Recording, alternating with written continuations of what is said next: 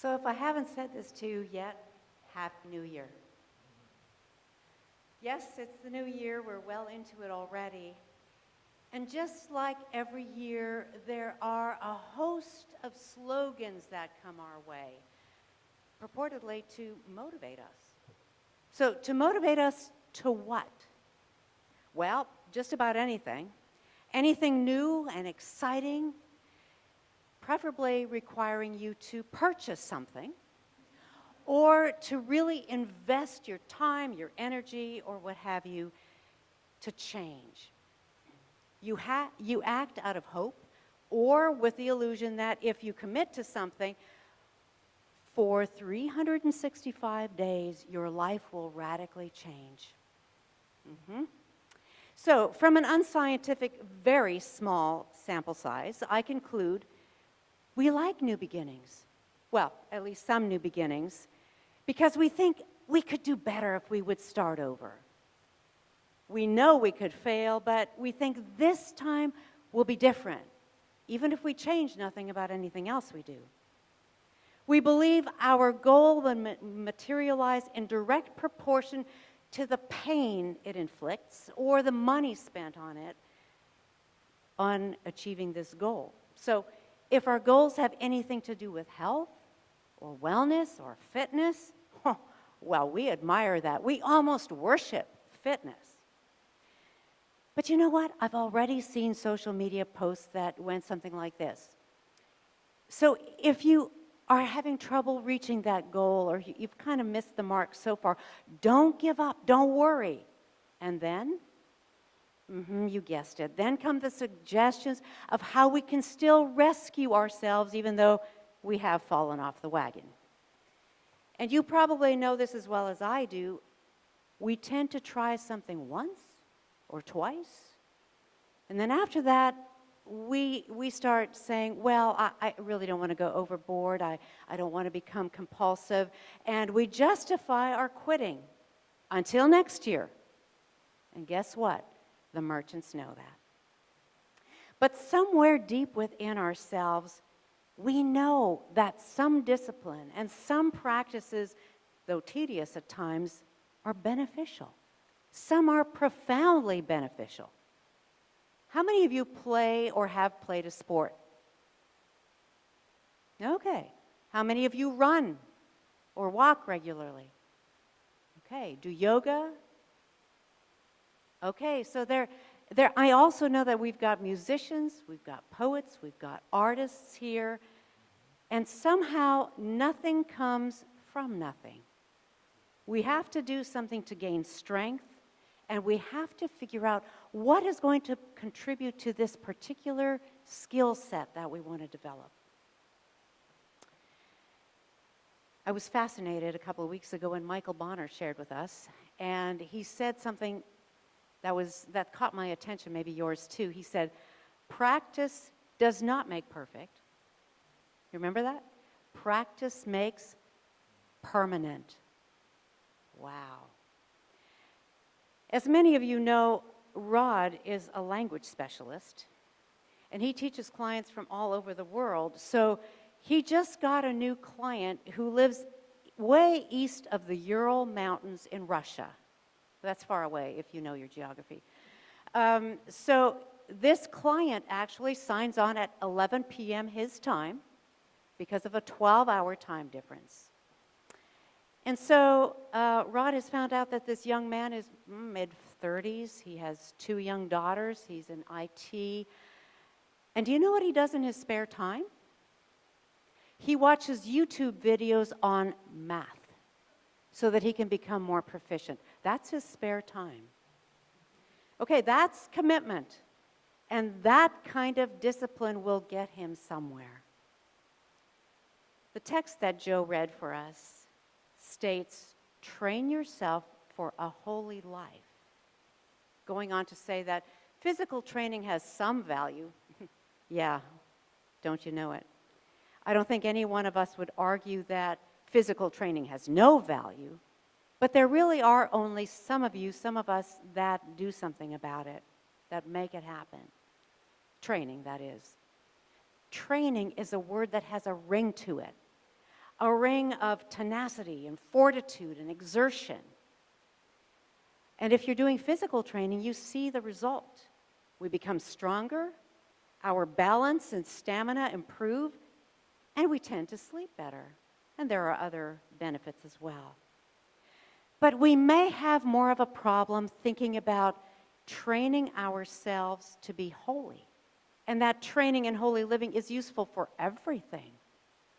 I think the word holy trips us up.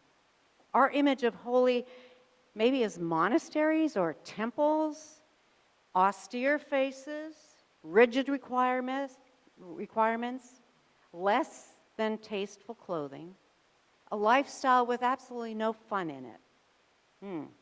If we read and really think through what's in this text that Joe read, we might arrive at an entirely different conclusion. What does training for a holy life really mean? When I read this section, I see a number of verbs in it, and then I think doing. What do I need to do as a part of this training? So here are some of the verbs that I saw. Respect, teach, set an example, pay attention, practice, and focus. Okay, that doesn't sound impossible, right? Not too tough. The first one caught my eye. Respect young people. Respect young people. It's stated this way. Don't let anyone look down on you because you are young. I've often heard it said that youth are the future of our church. And I would say that youth are today's church. We must be in church together now. We must do church together. We need to include our youth as voices at the table deciding how we do church. Not only see how we can fit them into what we've already planned. But on another level, this text can be understood differently. Since the ancient culture was one that honored longevity, people of that day needed to be reminded that young people deserved respect. In our youth idolizing, at least in the white culture, the statement may need to be revised for our time to read, respect the elders, the sages, those who've been through some things. People of the global majority frequently show their elders more grace, more respect. The indigenous, African American, and Asian cultures all place high value on elder respect. In a piece I read on the platform globalhealthaging.org, the contributors include the Latino community in that category too.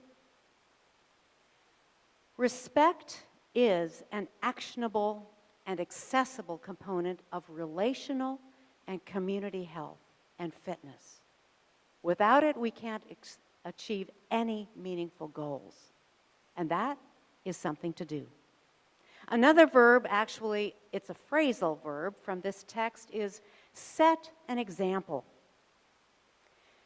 Now, while this letter to Timothy was written to a young church leader, what is addressed here pertains to every one of us. We are all leaders to someone.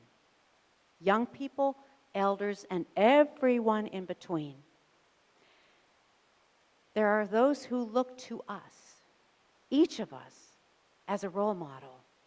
And at various stages of our life, it may be hard to believe, but it really is true. It's important for us to be aware that who we are, how we treat people, what we say, and how we say something impacts something, someone around us. Even our demeanor, whether that's in public, like in person, or on virtual spaces. Now, this doesn't negate nor eliminate the need for honest and open expression. It does place responsibility squarely on each of us to sharpen our awareness of those whom we impact. This is a critical part of loving our neighbor. Becoming conscious of the fact that you are an example and committing to be a positive example is an actionable and accessible avenue to leadership fitness, something we can actively do. Another area this writer mentions is active participation in community fellowship and teaching. In this text, it's expressed as paying attention to public reading, preaching, and teaching. What could that mean except participating in Sunday morning church? Well, paying attention is an art in and of itself. It's an art that has to be learned and relearned all throughout life. It includes engaging our minds to focus, to understand, to assess material, and to make decisions. It includes developing our skills of empathy and compassion. Paying attention is curiosity, wondering what something is or means, wondering about the life of the person next to us. Ervis and Rossi did a great job this morning about talking about being 12. Some of us have a longer time to remember what that was. But being 12 strikes me as being a time of learning and curiosity and just looking for new things. They already told a story as part of what they shared. That young boy they mentioned, imagine him. If you didn't know they were talking about Jesus, just imagine. He's confident. He's curious. He's independent. Yes, he was on a road trip with his parents, but he took it upon himself to just explore by himself. And of course, his parents trusted him implicitly, and so they were chatting with friends when they were going home, and they never realized he wasn't there until nightfall. And they thought, where is this boy? And so they looked, and they looked. Oh, well, he's with friends. They checked with friends. He wasn't there. And then this ended in a 3-day search for this 12-year-old. 3 days. They were anxious and fearful and frustrated and annoyed all in one, I can imagine. But if you are a parent or a teacher or anyone, and you've ever looked for a child for even 30 minutes, it's an eternity. And here it was 3 days. But he was a confident young lad. And so they finally found him. They found him not in an amusement park. They didn't find him skating out there somewhere with the guys. They found him in a house of worship. And he wasn't alone. He was surrounded by scholars who were asking him questions, and he was asking them questions. Imagine that at 12. That's quite another level of engagement than getting up for a language lesson at 11 p.m. your time. And of course, this was Jesus. Long before this letter to Timothy was ever written, Jesus was already paying attention, listening, eagerly learning.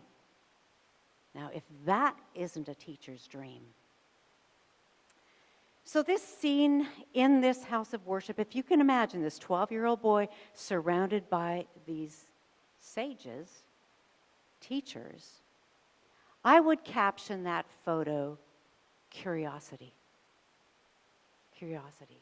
Jesus was curious to see how everything on this planet and in this faith fit together. He was asking questions. He was curious. He was seeking.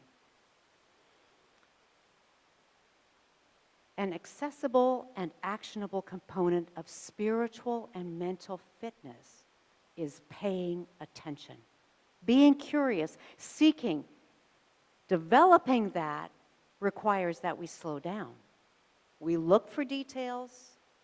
We observe closely for more than a minute. We cultivate wonder in everything and everyone around us. Develop this skill in yourselves. Train your children in it and tend to it in the next generation. Pay attention. It's something we can do. All of these contributors to our overall fitness will take practice. It's repetition, but it's a whole lot more than that. Once you've identified an area that you work on or a skill that you want to improve in, you will need inner fortitude and dedication and intentionality. And I mentioned that short quote earlier about practice that Michael gave us a few weeks ago, but he said a whole lot more.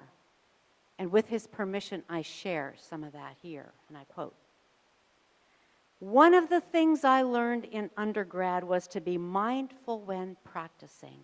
Now, for those of you who don't know, Michael is a drummer. "What am I practicing today? Am I ready to practice? Am I feeling calm or anxious? Am I happy or irritated? Am I rushed or relaxed? How is my technique? Am I playing in the correct spot? How is my posture? How is my breathing?" This awareness is necessary because we practice to improve. Otherwise, we learn notes incorrectly and develop techniques that may be harmful to the instrument or ourselves. Overcoming incorrect notes and proper technique can be like breaking a bad habit. Practice makes permanent. End quote. Thank you, Michael. Mindfulness, focus, and practice are not the goals in and of themselves. These are the pathways towards something. Becoming a more accomplished musician, as is in the case of Michael. Practicing to improve. It includes much more than a couple of minutes on a Sunday morning. How true that is for all of our life, including the development of our inner spiritual lives. It does not happen automatically, and it takes more than a few minutes on a Sunday morning. It takes regular commitment to get to know what's inside of our scriptures and what they mean. It takes practice to remember to pray, like Robin shared this morning, and to learn how to do that.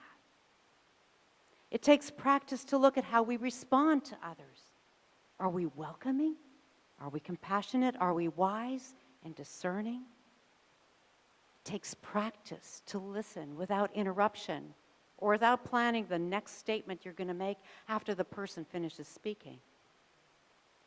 It takes concerted effort to be aware of our attitudes and make changes when needed. To listen to what we say and adjust our words to more accurately and adequately reflect our values. All of us are continually practicing. And if practice makes permanent, what are we fossilizing? With repetition, everything eventually becomes more or less permanent. We have the choice. We have a say in what becomes permanent. If during these years of pandemic upheaval you've noticed that you are not as fit in your inner world as you wish you were, I can identify. I have noticed that in myself. If you wonder how to better navigate the stress, the anxiety, the uncertainty, and the changes that you notice in yourself, stay tuned. I do too. There is something to be said for taking stock, identifying areas for growth, and then implementing focused fitness practices. These practices come without the guarantee of perfection. They do come with the certainty that we will fall. We can be assured that we will not have different outcomes if we continue to do the same things over and over and over again. But committing to grow in relational and community focus, in leadership fitness, and spiritual and mental fitness does come with the promise of change. Practice over time will not make perfect, but it will make permanent. Choose your practices wisely. Amen.